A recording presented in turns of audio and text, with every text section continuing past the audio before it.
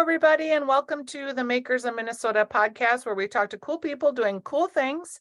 I am a big fan of granola and have been a big fan of Patti's granola for a couple of years now. I met Patti Heimbold, I think, first at a makers event and with nut mixes primarily. She has a rosemary nut mix that I was crazy about, and then I discovered the granola. And Patti, you really seem like you are making some strides this year in trying to grow your business. How's it going? Yeah, it's going great. Yeah, Thanks. this is I can't believe I'm going to say this, but it's my 10th year of being in business. So it Okay. feels not really like it can't really be true, but it is. And how did you start? Like 10 years ago, can you remember your beginnings? I do. So I started out, a very typical story of, the people on my kids' hockey team, they wanted to, like to have it, and then they wanted to buy it. It kept kind of like, moving from friends of mine to people that I didn't know. And so then finally they're like, can I buy it? And so that's how it kind of started. And then I decided to just do some local farmers markets just because my kids were going off to like junior high and high school. And I thought, oh, I want to just try this and people like it. So I did. And then I was approached by Kowalski's, almost like my first market. So that was really fortunate for me. And I remember thinking, how am I going to do this? Like, I don't even know what I don't even know how to get to UPC code, all Right. those things. That was a little daunting at first, but once you figure it out, then it all works out. So they were very supportive in helping me get started. Were the nuts first or the granola first? The granola was first, actually. I almost didn't do the nuts because the rosemary was so time consuming. I mean, I was hand chopping it and I was just like, I can't do this, and it was just wasn't the holiday, so it wasn't as popular at the time. It was in the summer. But then I just kind of didn't give up on the nuts, and then they went into Kowalski's and they kind of actually had more legs to them, I guess I would say. Yeah, Yeah, it's funny because you're in two categories, so you're in two right, separate places. right. And Which is do you, that's unusual and challenging in a grocery store because you have like two separate buyer groups and right. So it's interesting because the granola was what started, but that's such a saturated category that it's very hard to really break ground and really, get into that category very, very, intensely, I guess. And but the nuts are what have just kind of set me apart, I would say, more than anything. So I've got a good following on the granola, but I would say definitely the nuts have become kind of a Minnesota gift. A lot of people love to tell me how much they give them for every occasion when they're, hostess gifts. And I really started delving into a lot more corporate gifts this past year. So that's kind of exciting because that's a really great opportunity, I think, for, the years to come. do you have experience in graphic design? I do not. No. Because you have a really distinct design and your website's simple, but your pictures are really nice. Like you look like you have been really thoughtful about putting your pictures and your design together. Yeah, well, it's interesting you bring that up because my husband works for a design firm, and I had kind of done my own website before, and then this year they redid it for me and did some nice photography and kind of made it a little more bright and colorful and a little more.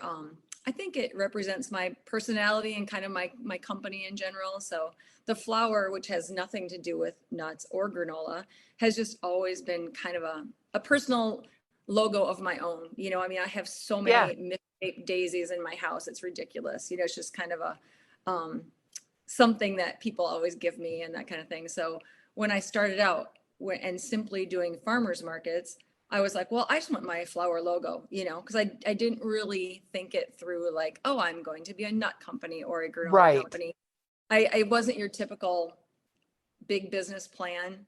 And then I kind of just jumped into it and it sort of worked. So, And you just kept growing. What was it about the gift sets that kind of made you decide this was the year after 10 years to get into that space? well, I've always I've done a lot of them just like through people networking, Yeah. just kind of people I knew, and they would just um they would they would say, oh yeah, I'd like to give that. And, just customers of mine would ask me. But this year when I redid my website is kind of where I was like, okay, now I've got to get it out there a little bit more. So, and once again, it's a lot of word of mouth. It's not like I had tons of people go to my website and start ordering gifts, Right. but it just kind of is a little bit of a good networking thing. And Your packaging is different in that it's like a cellophane package that is tied, right, and that's a little bit different than some of the other nut companies that we see in more of like a pouch, or some people started with craft paper. Tell me right. about your packaging and why you like it. Well, it's interesting because sometimes I think I can't believe I still have the same packaging that when I started, but it's what people always tell me that they like about it. It gives it a very homemade feel. It gives it a gifty feel. And Kowalski's is like, don't change your packaging because it will hurt you. And I would say that with my granola, I used to package it kind of that same way. It doesn't stay as fresh because like the cranberries get kind of hard in cellophane. So Sure. so I did change that to a pouch, and I will say my sales kind of went down. Like once you start looking a little commercial, a lot of local, I don't say local people, but people that want to give Enthusiasts. local, Yeah. right? Yeah, exactly. They want to give it where it looks like a little more homemade. So it's kind of a funny topic, but it's staying. So I it's a like lot it. more expensive, but it's good. It's good. What's been the hardest part about growing your business? Um, that's an interesting question. I was thinking about it last night. It's like I'm not in a lot of accounts, but the places I'm in are really good, and they've been super supportive and super just, wanting to just see me grow. I guess that's not really saying what's the hardest part, but I think that yes, trying to get into smaller accounts and then sort of maintaining them and sort of um, Growing the relationship, as it were. right. I think growing the relationship has been okay, but it's just kind of like if I'm trying to think of some of the stores that maybe are not in town, and it's just a little bit harder to not have kind of the word of mouth, like, oh, these are really good, you can get them here, or um, that kind of thing. I'm trying to think of another thing that's just been challenging, but that would be something I think. So as you've grown, have you expanded outside of the Twin Cities? It sounds like you have. A little bit. I'm in some stores in Wisconsin and more closely to where my cabin is or my in-laws live Yep. and places like that. And then some places up in like Brainerd, more lake area. But yeah, In like, I haven't tried as hard as I probably could, to be honest. So I've got a nice work life balance. yeah, and there's nothing wrong with that. I think kind of Right. in some respects, because you've identified that as important to you, it helps you zero in on kind of what the important aspects of your business are. And it seems like the relationship and the kind of intensity with which you can focus on a store and help them Hmm. support you is important to you versus just like the total growth strategy where people are just like scale, scale, scale. Right. It is absolutely that. I've had to kind of come to grips with that over the years. I kept thinking, you know, should I be doing this? Should I be doing this? And it really has come very clear to me just kind of what I want out of my business. And it's right where I want it to be. I have a great relationship with my Kowalski stores. I mean, I just feel like they're like, I don't say family, but I really feel like a part of that organization. Yeah. And they've been so supportive of me, and I think I really support them, and it's a really good working relationship that we have. And same with my other accounts. I'm in General Store of Minnetonka, and they're really supportive, and some specialty cheese shops and that type of thing. So Yeah. General it's good. Store has sold just a ton of my cookbooks and they've been so great to Oh, work with. And they are amazing. I I did never a, had no idea, yeah, you I know. did a book signing, and like from the entire time I was there was practically a line out the door at the holidays. Oh yeah. Oh, it's crazy. I had no idea that it would be that kind of a because I had tried to get in there in the beginning. I just dropped off samples. They don't really like set up appointments. And then the buyer actually contacted me and said, we'd like to try your stuff. And so that was really, really great. So yeah. What's the hardest part of your day to day, like, or your week, where you're just like, oh, Um, it's funny because in the first 9 months, I make the same amount of nuts that I make in the first 9 months of the year. I make that same amount in the last 3 months. yep, So I usually, so it's that time of year, it's just go, go, go all the time. It's just constantly making, uh, having my people help me to like manage or to package and then to deliver. And it's just like, it's a constant. So like right now for me, I'm a little bit slower. I'm a little bit like, oh, so I have a hard time kind of like not being busy and not feeling like I'm doing something to grow my business always. You know what I mean? So it's hard for me to sometimes to kind of sit back a little bit and organize my week efficiently. I was just thinking today, I'm like, I'm not being efficient with my days because I have so much more time. I So the hard, absolutely can relate to what you're saying because I was just on vacation and I was like, I hate to say I was bored, but right? like it took me 2 days to kind of just accept the fact that this was going to be the kind of vacation where there wasn't a lot to do. So I needed to just relax and read or kind of be in the moment. And it was Right. really challenging. Well, every January, I know I'm going to go through a huge letdown period. And so I try to like go, I went on a little long weekend. I'm planning a trip to Italy for my husband and I in May. So that's been a big, like, I'm like, okay, I'm delving into that. It sounds crazy, but you're right. You have to really just sort of change your mindset and just kind of go, it's okay to have a day that's not just jam packed every minute of Yeah. the day, you know? And that productivity kind of happens in lots of ways. Right. You can go, go, go, but then sometimes you maybe just need a day to recharge. And I don't know. I don't know how I know when I need it, but and sometimes it's like you just get sick, right? Your body just is like, Yeah, okay, exactly. you're Yeah. done. Right. But trying to be more intentional as I grow older about taking time is something that's on my mind. I'm not good at it yet, but it's on my mind. I'm thinking about it. Me too. That's exactly why I think that that whole, as my business has moved along for 10 years, I've been like, it's okay to want the, work-life balance type of a business, Yep. you know, than to just see how I can scale it and make it huge and, Yeah, so, exactly. and be What okay part with that. what part of your business do you hate? Oh gosh. Um, Well, I tell you one thing that I haven't, this is probably a regret and a part I hate is social media. I'm really not good at it and I don't really do it and I really never have. And so um, that is something uh, I kind of regret though, because I mean, the way of the world, right? Um, But what's but preventing you? I mean, obviously you don't want to do it, and that's a right. reality, but do you it's hard to monetize. Like if you were to say like, "Oh, I'm going to hire someone to do social media," it would be a long time, I think, before not a long time, but a time before Yeah. you would be able to be like, well, I spent X amount, therefore I made X amount. So do you feel like that ship has sort of sailed or Well, that's what I'm trying to figure out. I met with the girl and then she's like, well, I need to come into your kitchen for like 2 weeks and just take pictures and do the, and I was like, oh my, it overwhelmed me in like a second. yeah, I mean, I was like, that's not what I want to be. I'm not good about being in people's faces every single day. yep. That's just my personality to be like that. I just kind of like let things happen organically, I guess. And so I think it's worked for me. It's been okay, but I'm kind of curious what it could be like if I would have tried a little harder 5 years ago.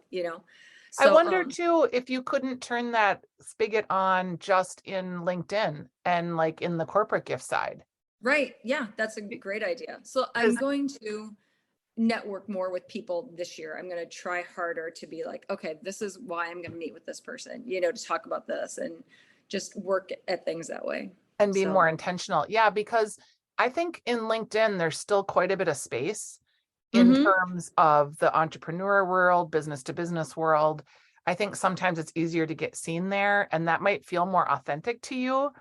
Right, absolutely. Because I do. I just, I don't want to keep coming up with things for me just to put on Instagram. How many pictures can I take of myself with roasted nuts? I mean, and I know it doesn't always need to be about me, pictures of me.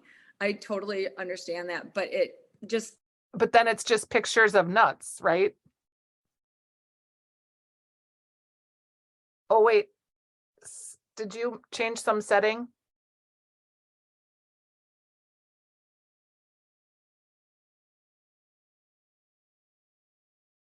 Hi, can you hear me?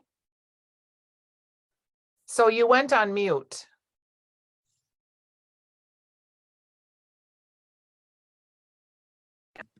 Oh, there you okay, go. okay, All right, so I can edit that part out of the middle. okay, sorry. That's okay. No, so then at some point, yeah, if it's not pictures of you, then it's pictures of nuts, or it's aspirational life about nuts, or aspirational life about granola. It is kind of hard to keep that up. It is. And so I just kind of, I don't know, but I do feel like, there's a lot of, people that share things and it kind of goes, I don't know. That's probably the hardest part for me, I guess I can Yeah. say is Yeah, just no, and you're not that's, alone. And I get that. Are there products that you use in your house that are Minnesota makers that you're just crazy about? yes, I really like, do you know garlic from Garlic Sauce? Yeah. Yeah, we love his garlic sauce. Um, let's see here. Of course, I'm a big fan of T-Rex cookies. Yes. Can't have those in the house too often, but No, I oh, just had those are coffee they're with her today, and oh yeah. she's redoing her packaging, or has redone her packaging. Um, and it was just interesting to talk with her about her business too. I love talking to people about their businesses. I know, I know. I love to hear about it too. And she and I started, we were in the same shared kitchen when we first started. And we would get there at 5 in the morning. And we were our shared kitchen was right there at George Floyd Square. Yeah, 38th in Chicago. We were just talking Exactly. about that space today. Yeah, that's where we started. And she and I would go in there at like 5 in the morning and share the kitchen together. And so, yeah, she's great. Let's see here. What else do I buy? Oh, off the top of my head, I can't even think of anybody else. But just, I love to support Minnesota makers. It's Yeah, great. and there is so many at Kowalski's. Exactly. Yeah, they're very good about doing that. And I feel like, uh, I feel like so many have supported me too. Yeah, You for know, sure. So yeah.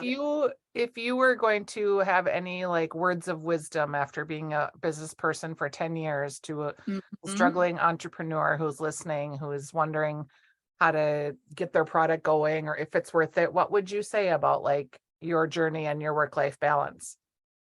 I think I would kind of say, think about what you really like to do, and don't spread yourself too thin as far as like your product line. Maybe focus on what, like if I were to start now, I would say I would just focus on nuts. You Yep. know what I mean? I would just focus on one or the other. And I think I do that, to be honest. I feel like I kind of do that. But to kind of have just a better focus of your business and what you want to accomplish, and make sure you love it. Make sure you love it, and make sure you're ready for it, because I think um, some people, maybe like if my kids would have been younger, I think this would be really hard, and I would have probably been done a long time ago. Yep. So the kind of time, make sure you're timing it when you're ready for it. I love it. Yeah. That's So great advice. Well, it's good to yeah. talk to you. Happy 10-year Yeah. anniversary. Oh, thank you. Yeah, Thank 10 you. years is, they say you're unemployable now, Patty, because you've worked for yourself Okay. for 10 years. Okay. Well, am I retirable? That's my next question. No, I'm kidding. I'm not ready to retire at all. I So know it's probably another podcast too of like how do entrepreneurs and small business people actually retire? it is really true. I always think, who will take this over? Like, it's been a really nice business, and I hope someone would do that, because it really is a great business to have. So Yeah, you'll find someone. Thanks for joining me, okay. Patty. I appreciate Yeah, it. thank you. All right. Okay, we'll talk Bye-bye. soon. Bye-bye. Bye-bye.